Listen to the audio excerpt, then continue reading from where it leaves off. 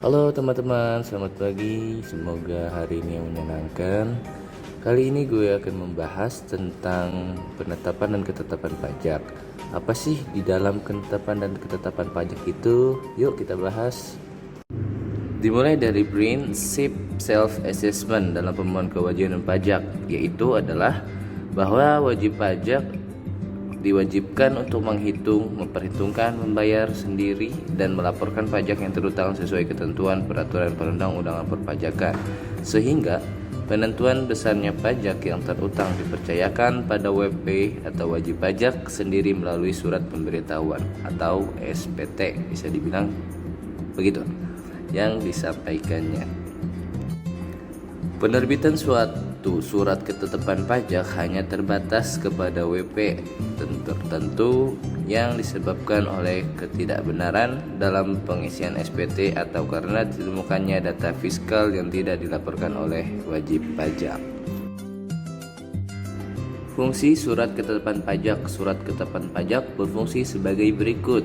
Yang pertama, sarana untuk melakukan koreksi fiskal terhadap wajib pajak tertentu yang nyata-nyata atau berdasarkan hasil pemeriksaan tidak memenuhi kewajiban formal dan atau kewajiban material dalam memenuhi ketentuan perpajakan. Yang kedua, sarana untuk mengenakan sanksi administrasi perpajakan. Yang ketiga, sarana administrasi untuk melakukan penagihan pajak. Dan keempat, sarana untuk mengembalikan kelebihan pajak dalam hal lebih bayar. Yang kelima, sarana untuk memberitahukan jumlah pajak yang terutang. Berikut jenis-jenis ketetapan pajak. Yang pertama, surat ketetapan pajak kurang bayar atau SKPKB. Yang dijelaskan adalah surat ketetapan pajak yang menentukan besarnya jumlah pokok pajak dalam jumlah kredit pajak, jumlah kekurangan pembayaran pokok pajak, besarnya sanksi administrasi, dan jumlah pajak yang masih harus dibayar. Kedua, surat ketetapan pajak kurang bayar tambahan atau SKPKBT adalah surat ketetapan pajak yang menentukan tambahan atas jumlah pajak yang telah ditetapkan sebelumnya. Yang ketiga, surat ketetapan pajak lebih bayar atau SKPLB adalah surat ketetapan pajak yang menentukan jumlah kelebihan pembayaran pajak karena jumlah kredit pajak lebih besar daripada pajak yang terutang atau tidak seharusnya terutang.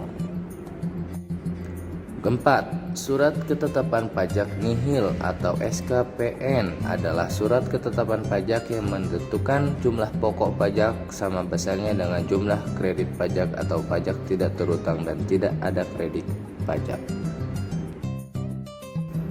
Selanjutnya terdapat surat tagihan pajak. Surat tagihan pajak STP diterbitkan dalam hal berikut ini. Pertama, pajak penghasilan dalam tahun berjalan tidak atau kurang dibayar. Dan kedua, dari hasil penelitian SPT terdapat kekurangan pembayaran pajak akibat salah tulis atau salah hitung. Ketiga, WP atau wajib pajak dikenakan sanksi administrasi denda atau bunga. Selanjutnya ada daluarsa penetapan pajak. Apa itu? Daluarsa penetapan pajak ditentukan dalam jangka waktu 5 tahun sesudah saat terutangnya pajak atau berakhirnya pajak, bagian tahun pajak atau tahun pajak. Teman-teman bisa lihat contoh pada gambar ini. Ini adalah contoh SPT tahunan pajak penghasilan wajib pajak badan.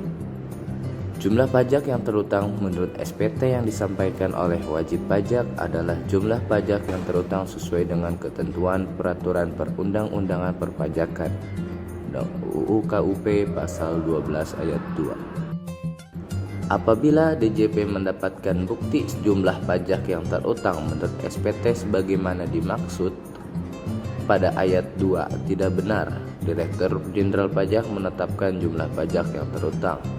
Undang-Undang KUP pada pasal 12 ayat 3.